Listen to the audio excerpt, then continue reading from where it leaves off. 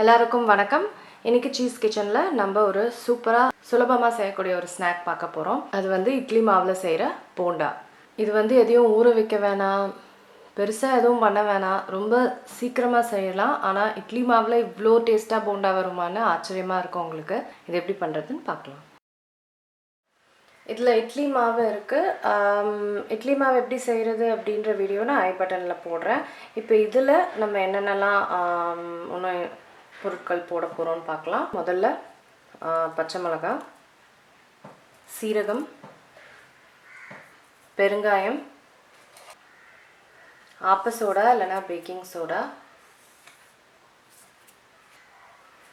கொஞ்சோண்டு chilli powder. இப்போது இட்லி மாவில் வந்து ஈரப்பதம் இருக்கும், அதனால் நான் வந்து ரவை சேர்த்துக்கிறேன். ரவை வந்து ஈரப்பதத்தை கொஞ்சம் ஈர்த்துக்கும்.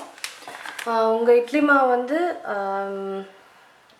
மாவு வந்து ரொம்ப திக்காக இருக்குன்னா கம்மியாக ரவை சேர்த்துக்கோங்க. இது வந்து அவ்வளோ திக்கு இல்லை, அதனால் கொஞ்சம் எக்ஸ்ட்ரா ரவை சேர்த்துக்கிறேன். மொறுமொறுப்புக்கு அரிசி மாவு. அடுத்தது நீங்கள் உடனே அரைக்க போகிறீங்க அப்படின்னா மட்டும் வெங்காயம் சேர்த்துக்கோங்க. கொஞ்சம் நேரம் கழித்து நீங்கள் அரைக்க போகிறீங்கன்னா கொஞ்சம் நேரம் கழித்து எப்போ அரைக்க போகிறீங்களோ அப்போ வெங்காயம் சேர்த்துக்கிட்டா போதும். ஏன்னா வெங்காயம் வந்து கொஞ்சம் நேரமாக இருந்துச்சுன்னா ஈரப்பதம் கொடுத்துரும். உப்பு,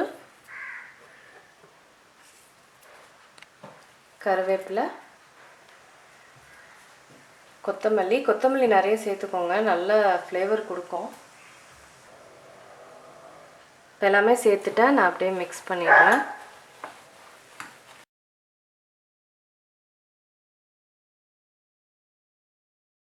உப்பு சரியாக இருக்கா அப்படின்னு பார்த்துக்கலாம். இந்த டைமில்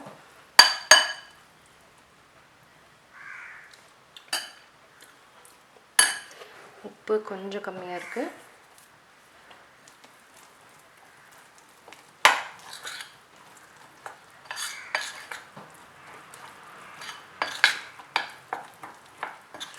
இப்போது ரவை போட்டிருக்கனால கொஞ்சம் ஈரப்பதம் அது எடுத்துக்கும். அதனால் ஒரு 5 நிமிஷம் வச்சுட்டு நம்ம இதை வறுக்க ஆரம்பிச்சிடலாம். அந்த டைமில் நீங்கள் எண்ணெயை சூடு பண்ணிக்கலாம்.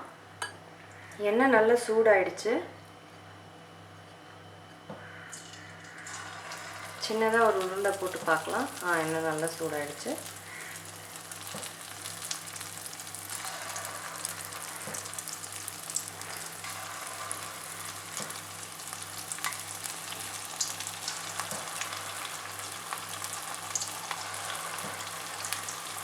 எப்படி நல்லா உப்புது பார்த்தீங்களா? சின்னதாக தான் நான் போடுறேன், ஆனால் நல்லா அழகாக உப்புது. நல்லா மெதுவடை மாதிரி சூப்பராக இருக்கும் இது. இப்போ ரவெல்லாம் இருக்கிறனால நல்லா முறுமுறுன்னு வரும். நல்லா ப்ரௌன் ஆகட்டும், எல்லா பக்கமும் நல்லா ப்ரௌன் ஆக விட்டுடலாம். நல்லா ப்ரௌன் ஆகிடுச்சு. நல்லா ப்ரௌன் ஆகிடுச்சு இல்லைங்களா? எடுத்துடலாம். இது டக்குன்னு போட்டு எடுக்கக்கூடிய ஒரு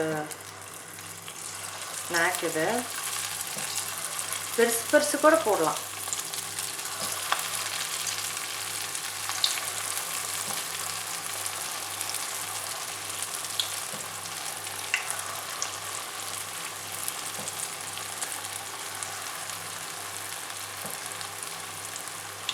அதே மாதிரி நல்லா புஷ்ஷுன்னு வந்துருச்சு மேலே.